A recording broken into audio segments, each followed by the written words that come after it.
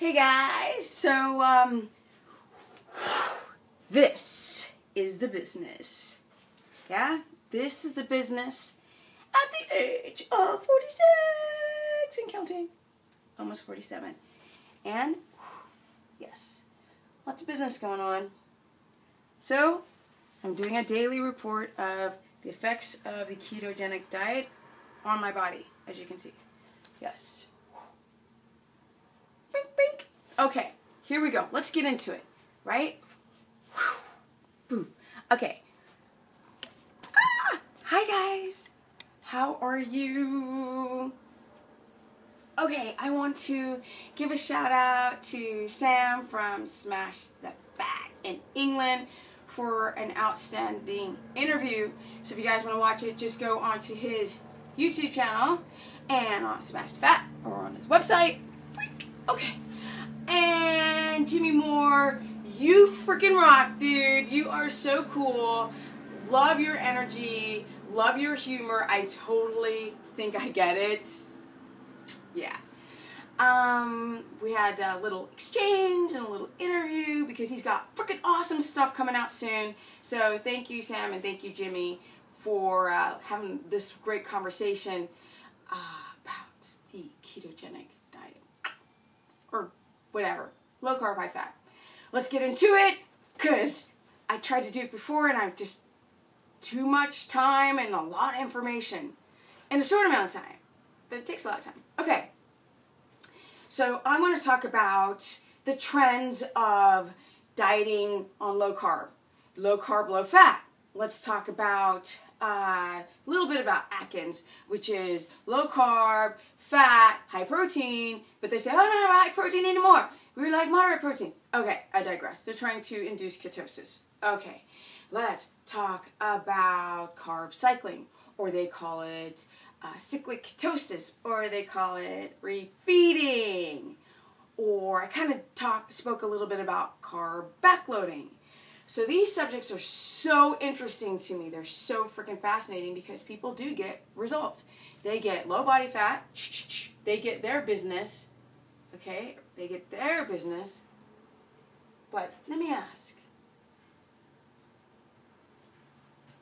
Let me get a little closer here. Can it last 5 years? So I've been in ketosis 4.5, almost 5 years, and I could say, oh, it doesn't work for everybody. No, it doesn't work for everybody if you do it wrong. So then I'd say, like, don't do it, because if you're not willing to go the mile, it's not going to work. And that's what I love about trying to drive ketosis or nutritional ketosis. And I'm going to bounce around, but because that's me. If you don't like it, change the channel. Okay, so I love the ketogenic diet personally, and I am biased. I've been doing it. At least I practice what I preach, period. Yes, I think that we all kind of, all those yakking, talking heads on YouTube think that we know everything. And we don't, because we're all human and we're just learning. But I'm still excited. I'm so excited. I am, because, you know, with such a busted knee and sports injuries, the ketogenic diet, which is what I was speaking about like a minute and a half ago, is what brought me to this level of, I feel like I'm literally aging backwards, right? Body gets better, face, mind, spirit, thoughts, strength, muscularity. It's amazing. But it's a very, very special way to live. It's a lifestyle. You know, like when I was skating vert, back in the day, it was a lifestyle. It wasn't just something you did for a day. And to go skate a vert ramp, you're going to fall and geek yourself if you don't do everything the right way and get into the right here. That's the same thing with the ketogenic diet. If you don't do it right, and if you are in a hurry, you're not going to adapt, and you're just going to get freaked out by it. Now, here we go. Can everybody adapt? Of course, because at some point, your brain, except for the type 1 diabetics, they can't do the ketogenic diet. They cannot induce ketosis at all. Period. They don't produce insulin, which is a problem. So their ketones become acidy. But for the rest of you all, it's very fascinating to not just do it to get low body fat and all that stuff and vanity, but it's just for for your overall health, which is very, very fascinating with the multiple sclerosis community and the cancer community and people with autoimmune disorders from A to Z. Clearly with the diabetes and people with high blood sugar and insulin resistance, like that's like catered to you all, and of course the people with seizures, brain's fatty, more than children, adults, because my mother has seizures because she had what? A glioblastoma, a brain tumor, and they gave her 3 months to live, and she's still alive because my bro and I, we cut out the freaking carbs. And then I was like, eat the fat, come on, eat the fat, Mom, she's still alive. Long story, I digress. Here we go. Carb loading or cyclic ketosis, carb cycling, refeeding. Here we go. So, I love listening to all you guys because it's not that you're wrong, in your reality you're right, and in my reality I'm right. But it doesn't make sense to me. It may get you to drop fat because you're trying to raise leptin levels, you're trying to get that leptin signal to work again. So leptin is a hormone that's going to tell you to burn fat or store fat based on the fact that your brain is understanding that there's no famine, so it can start to burn fat, or there's famine, so it starts to store fat. And that's a big, huge hormone that people don't consider when they're doing all these diets. So you might have the hormone leptin that you secrete, but it's not getting into the cell. It's not giving the signal to burn fat. It's just storing fat.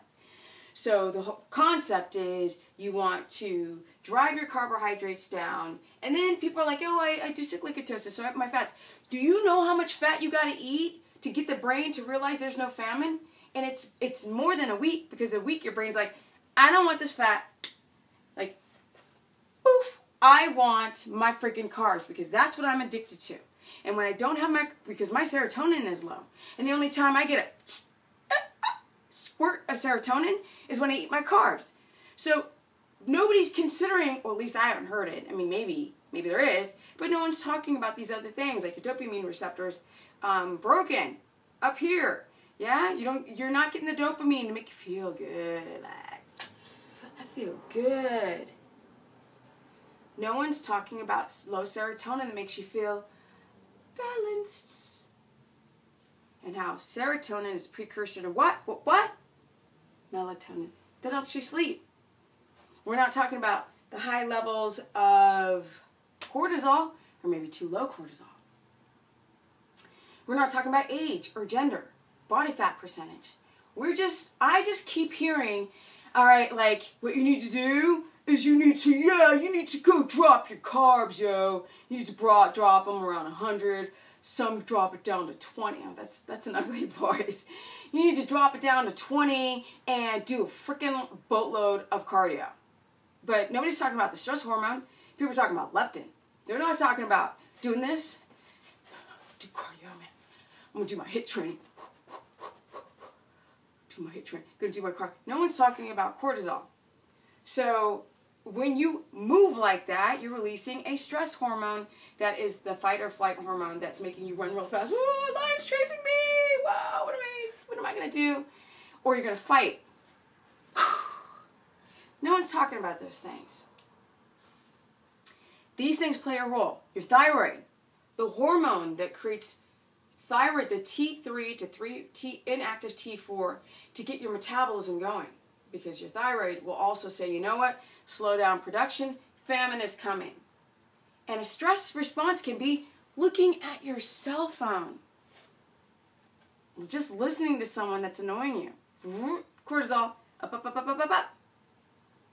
We're not talking about the circadian rhythm in the context of cycling out your carbs. Because, like I said, like the neck bone is connected to the elbow bone, or the like little knuckle bone right there. It's all connected, and it's a very sensitive balance. So, I do keto coaching.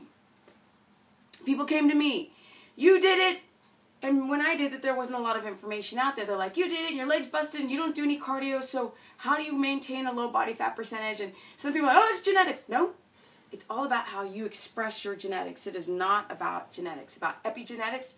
And that's another thing. You do all these diets, you're not going to get the same result. You're going to read about carb backloading. That may not work for you. That might stimulate what? What? Food addictions. You might have low serotonin. And then you're getting this dopamine-like response only while you're eating, and then you need to eat again. So then you develop this like wanting a lot of processed foods if you already have a food addiction. And whoa, am I learning about how a lot of guys doing bodybuilding have food addictions. Whoa.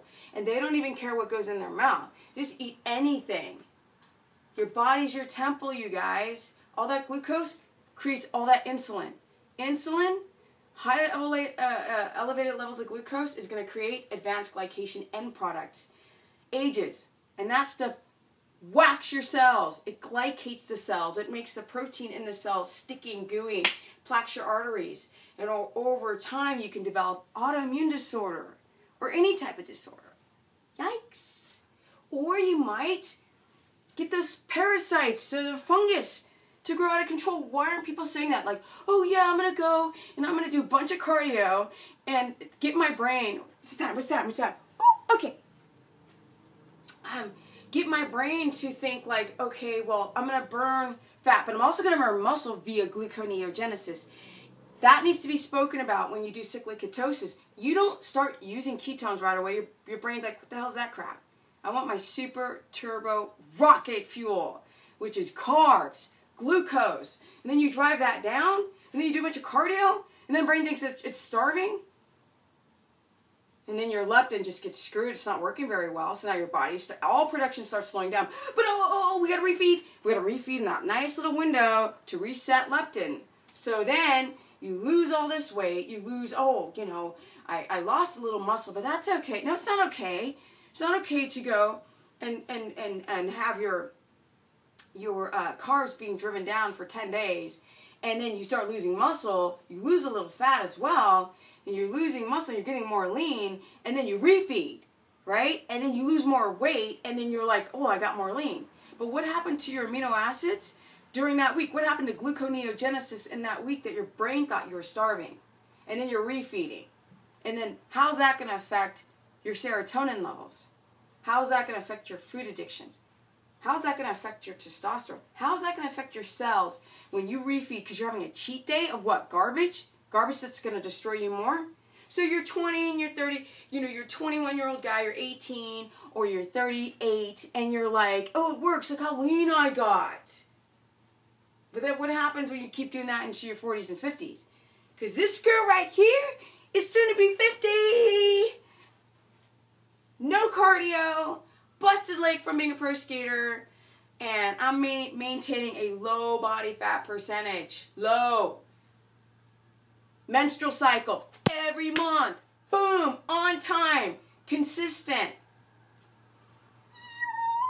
So I am not metabolically deranged, and I chose a ketogenic diet because I kept reading about how more than at least 2 teaspoons of glucose, how it would age your cells. So no one's talking about that. Everybody's so caught up in the vanity of being lean.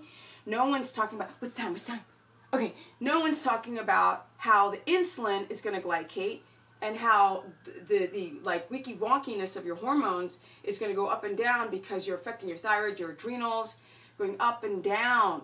Coffee, not eating, too much cardio. Like that would not be normal to our hunter-gatherers. And then to also be, or you do the carb backloading, which is you go and try to do the ketogenic diet in the day. You mean starvation in the day, which would be normal if you weren't refeeding on processed carbs, which is suggested. I don't think that's going to work over time to refeed on crap. It may work for the short time because we are very impatient. We want low body fat now. We want a growth hormone-like effect now. We want to get big muscle and we want to get ripped. Why? At what cost? At what cost do you want to do that? So here we go. Here we go. Just a little tidbit about some of those things with the carb loading and all that. Okay, guys, gotta go. Peace out. Bing, bing, bing, bing.